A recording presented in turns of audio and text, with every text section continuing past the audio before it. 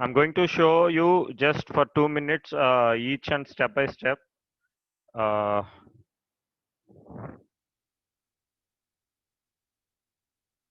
okay. So first of all, we are going to find the type of the design. So after that, we have this formula regarding the power input.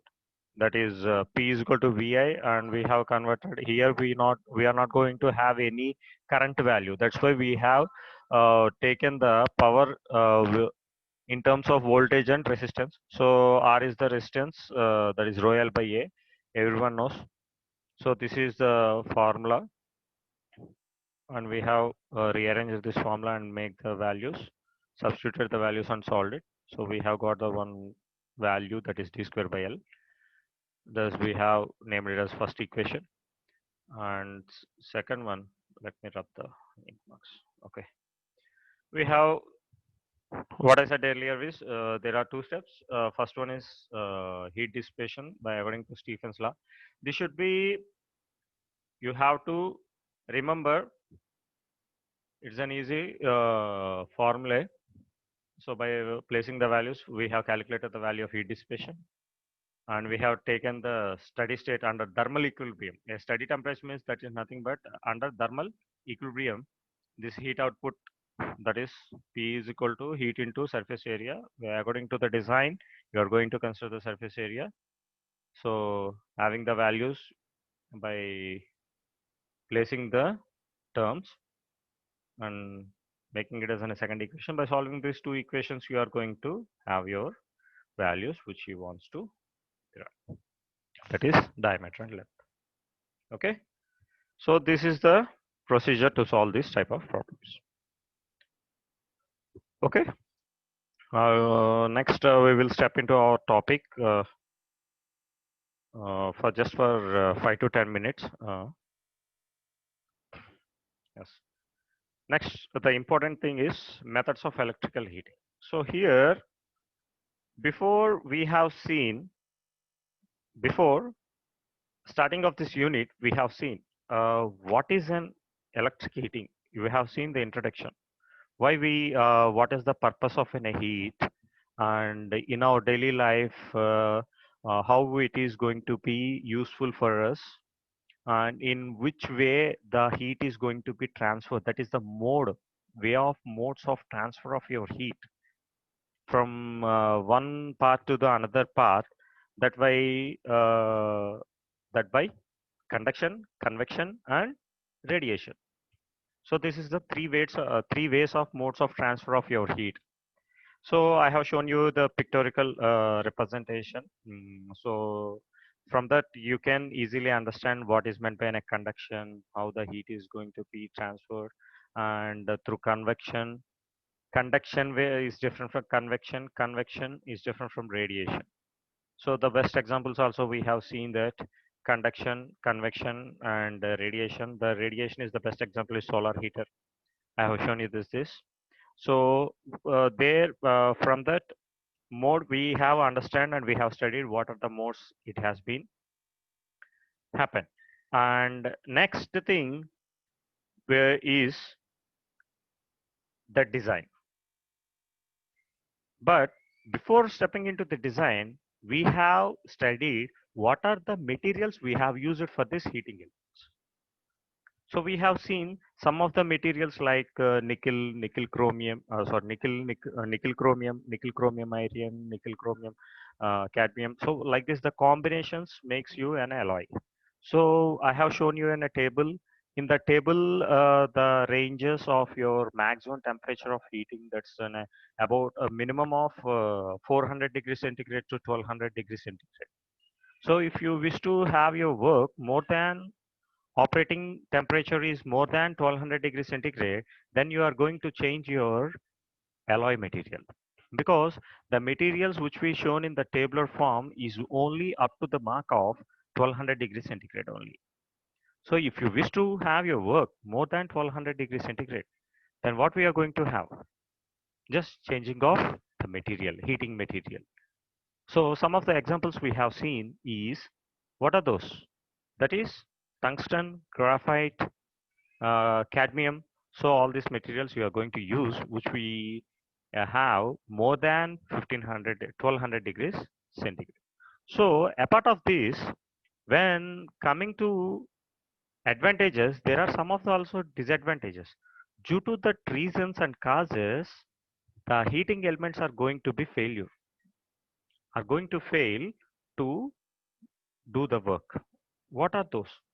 So the main disadvantage while using these materials are due to corrosion, due to oxidization, forms of small holes.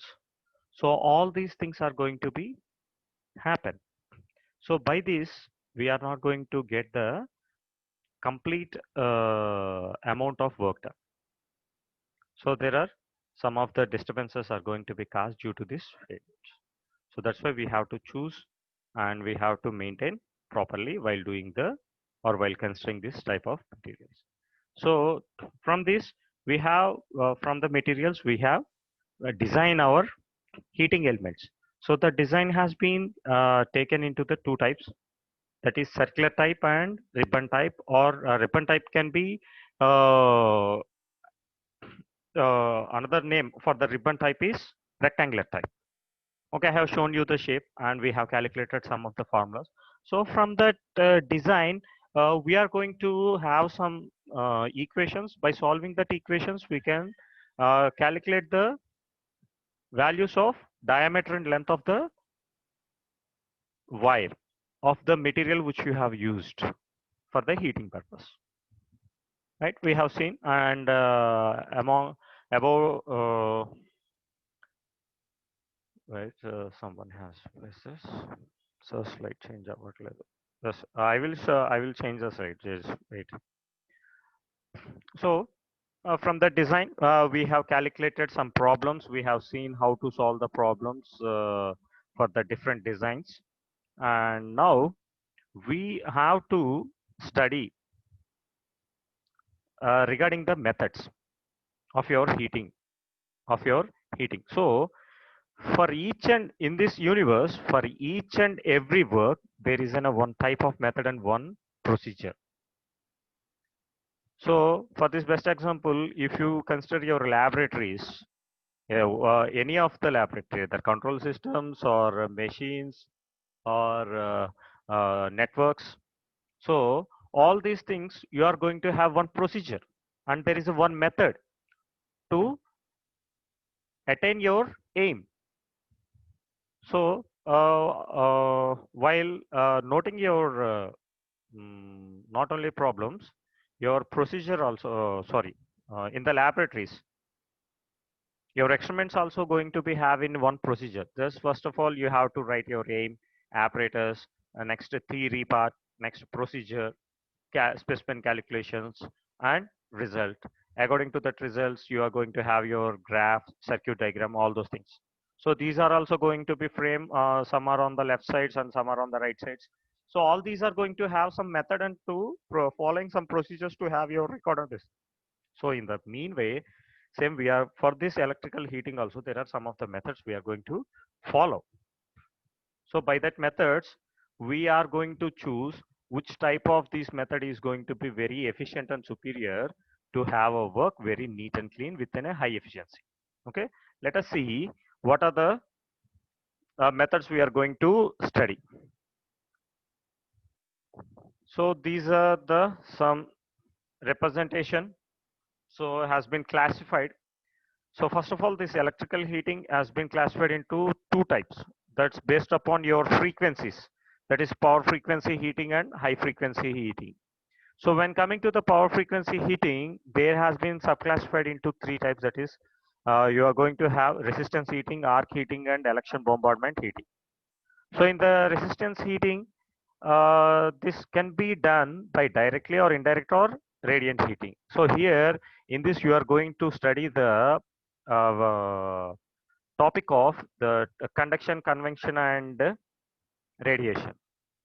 Okay, so how this heat has been transferred in that mode, in the different mode, that is conduction, convection, and radiation, that is going to be applied in this resistance heating. So when coming to the arc heating, this is also arc. I think everyone just aware of that word itself, arc. So just the passage of electricity by an arc between the two electrodes. By that arc, we are going to have our work. So I will show clearly each and every method how it is going to be. And in that arc heating also, it has been subclassified into direct arc heating and indirect arc heating. That is nothing but here the name indicates the direct and indirect means by direct means directly you are going to include the heating. Indirect means another some mode of means of transfers. You are going to have some medium in between the substance which you want to be heated and the supply. So that is nothing but direct and indirect methods. So election bombarding heating means nothing but we are going to bombard the electrons and molecules in the substance, and we are going to make the by this bombard a heat is going to be produced. From that heat you are going to have your work. So I will going to explain. And when coming to the high frequency rating, due to the high frequency, these has been classified into two types, that is induction heating and dielectric heating. In this the induction heating also, he has considered in the subtopics, that is direct induction heating and indirect heating. Okay, so from these classifications, according to your subject and the syllabus, you are going to have this resistance heating, arc heating, no, sorry, not arc heating.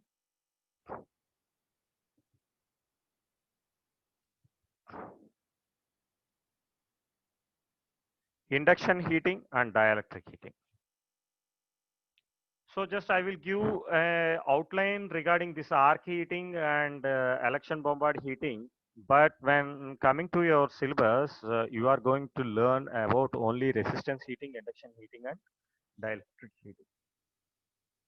Okay, let us see what are those, and we will have the clear explanation in the further classes. So I have said the name indicates the direct. So you are making the material or the substance, charge or the substance are going to be heat directly. That means you are going to supply this electric current, you are going to supply this electric current directly to the substance which you want to be heated. So the best example or where this principle of heating is going to be employed, it is in the electrode boiler. Electrode boiler. In that boiler, we are going to heat that substance. Whatever the substance present in the boiler is going to be heat directly from by passing an electric current. Okay. So indirect heating, indirect resistance heating. So in this resistance heating, indirect resistance heating, we are not going to pass any electric current directly to the substance. Just we are going to act in a medium to heat your substance. That is the best example is your phone charging. Your phone charging. I would like to just refer that example because everyone is in our daily life without phone, without charger, we are not going to do any work. Most of the members. So here the best example. So you are not going to connect any phone into the plug itself, right? You are not going to connect any. You are not going to connect any mobile directly in your switchboard. Just you are going to connect a wire which was connected to your charger, and charger is connected to your switchboard. So you are making the electricity to pass through in a charger to your wire to the phone through your wire. So that is you are making to heat the charge of your charge or your the battery by a wire. That is nothing but indirect method. So here the best example he has taken as immersion water heater. Immersion water heater. Yes, that is right. You are placing in a water heater in your bucket or in a tub, and you are going to connect this water heater to your supply. So from the switching of your supply, the current is passing through the wire to the heater, and heater is going to get heated, and that heated heater is going to heat your substance. That's the indirect method of heating. So this is the one of the best example we can consider under indirect resistance heating. So next one is infrared or radiant heating. So here nothing but we are going to have your heat transfer through an radiation. So earlier we have said there are the modes of transfer of heat. There is conduction, convection, and radiation. Radiation we have considered this solar type of solar heater. So here also we can use that example as a best example for the radiative heating. You are going to heat the room temperature, whatever the water present in the is going to be heated by the radiation, that is the sun radiation. So here also there's the same thing. Here he has considered the example of incandescent bulb. Incandescent bulb. Okay. If you consider the for 60-watt bulb or 40-watt bulb in the our households, when the current has been passed through the filament gets heated. By that filament, the illumination is going to be produced. Okay. So this type of method of heating is going to be produced in form of electromagnetic radiation, and also this method is going to be employed in the textile industries for drying your clothes, for drying of your clothes, and to dry your wet paints on an object. That's in the color labs. In the photo labs or color labs, they are going to use the infrared rays to dry our paints, dry our wet paints on the photos. Okay, these are the some of the examples we have taken. So next, arc heating. So now we from this we have seen the resistance heating, which was classified into three types, that is direct, indirect, and infrared. So when coming to the next thing, under the power frequency, under the power frequency heating, there is an arc heating. Second one is arc heating. It is also has been converted into direct and indirect heating. So what does it indicates? What is an arc heating? Why it has considers the direct and indirect? So what is going to be happen? How the heating occurs in the direct arc heating is nothing but just I have said between the two electrodes we are going to have an arc, that is by striking. So if you anybody, if you observe in the welding shops, before welding they will light up an one fire, one rod. So by heating up of rod, the heat is going to be produced and the heat is transferred for that welding purpose. Like that, between the two electrodes or the two rods, we are going to strike an arc between the two rods, and that is rod means nothing but we can consider it is an electrodes. For the technical word, we can use the two electrodes. We are going to striking an arc between the two electrodes.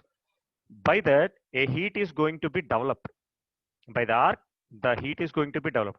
That heat is directly conducted and taken by the charge. So whatever this arc which was used in the arc furnaces, so that is known as direct arc furnaces. Whatever this, whatever the furnace which we are using to operate this arc heating, we can call it as direct arc furnace heating. Direct arc furnace. Direct arc furnace. So the main application. So here earlier we have seen what are the applications we have taken in the direct and indirect and radiant resistance heating. In this arc heating, in the direct arc heating, the main application of this type of heating is production of steel. We are going to use this production of steel. In the steel production, we are going to use this direct arc heating. So when coming to the indirect arc heating, in this method, the arc here also we are going to establish this arc between the two electrodes. We are going to establish the arc between the electrodes. But here the heat is going to be transmit to the substance by the radiation. Not we are going to have the arc to the direct to the substance. We are just making to radiate the charge to the substance by the radiation. So here also whatever the furnace you are going to use for this heating purpose is nothing but your indirect arc furnace. In the previous one we have considered it as a direct arc furnace. Here the furnace which we used in this direct arc heating is nothing but your indirect arc furnace. So here this method also, this method of heating, this indirect arc heating method also going to be used in the application where non-ferrous metals are to be heated, where non-ferrous, that is non-iron metals to be melted. There in that purpose we are going to use the indirect arc heating. Indirect arc heating. Okay. So next, high frequency heating. So just within 3 to 5 minutes, I will conclude this class. I will give the outline. What is it means? We are going to have only two heatings under the high frequency heating. So in this induction, high frequency heating is classified into induction heating and dielectric heating. In this induction heating, we also has been subclassified into two types, that is direct heating and indirect induction heating. In this method of heating, so before just having this outline, I would like to remember you one thing. The name indicates induction. Induction means induced. Induced. So induced from one material to another material. Whatever the power or the current, whatever the charge induced by one material is going to be transferred to the another material. Just this best example is transformer. Whenever a supply is passed to the primary winding is excited, a flux is going to be generated and the flux is going to be induced in the secondary winding. That is the actual of principle of mutual induction. That is like, so this by that induction principle we are going to have the direct heating and indirect heating. So in this direct induction method, the currents are going to be induced by the electrodes by an electromagnetic action. So by that we are going to heat the substance directly. So whatever the furnace we are used in this heating method, that is direct induction heating, that is nothing but direct, is nothing but induction furnace. Okay, and the final one is not final. This is the second method. Second substance method is indirect induction heating. In this method, here also we are going to use the induction principle. Whatever the currents we are going to be induced is using for heating purpose. So in the here, what is going to be happen means eddy currents are going to be induced. Whatever the heating element you are going to taken for this purpose of heating, that is induction heating in this heating material, by that substance, by that heating element, in that heating element, eddy currents are going to be developed. How? Due to this electromagnetic action, electromagnetic induction. That is due to the electromagnetic action, whatever the heating element or material you have considered for this indirect induction heating, in that material, eddy currents are going to be induced. So due to that action, whatever the heat developed in that heating element is going to be transferred to the charge, that is by the radiation. Okay. So on the final one is dielectric heating. This is nothing but all dielectric. Dielectric, the name indicates. This is nothing but the heat is going to be developed between the two non-metallic materials. Two non-metallic materials. Due to the friction, we are going to use that heat for the heating purpose. And also whatever the loss which was occurred between the two metals, non-metallic materials, is nothing but dielectric loss. So the best heating method which used for employed this principle of heating, which is used for applying in the plastic factories and industries. Okay. The best example for this dielectric is in foundries.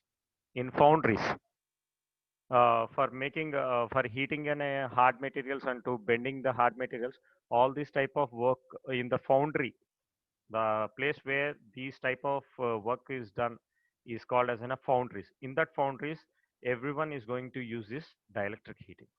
So these are the outlines regarding your classification of the methods. So from these classifications, we are going to deal with these three only. That is resistance heating, induction heating, and dielectric heating. So in the next class, we will see. So maybe tomorrow class I may not be available because one of my relative has been expired. So that's why tomorrow class I has been adjusted. So please follow the material and the PPTs. I have prepared each and everything to the yesterday. So I have completed your first unit completely. That's why up to today I have not posted any PPT or the material because I have added some of matter to the material. That's some problems and some derivations, all those things. That's why I have took some time to share the material and PPTs. So by end of this day, I'm going to place all the material of the first unit and the PPT, and also for the today class also I will post in your group. Okay, please check out, and if you have any doubts, please message me, and I will get back to you. Okay, so I'm going to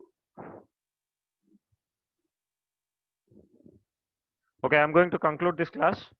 Everyone, please have your questions if you have any doubts regarding problems or any topic regarding the second unit or first unit. Please place your questions in the chat box or in our concerned group. So I will solve you with the solutions to you. Okay.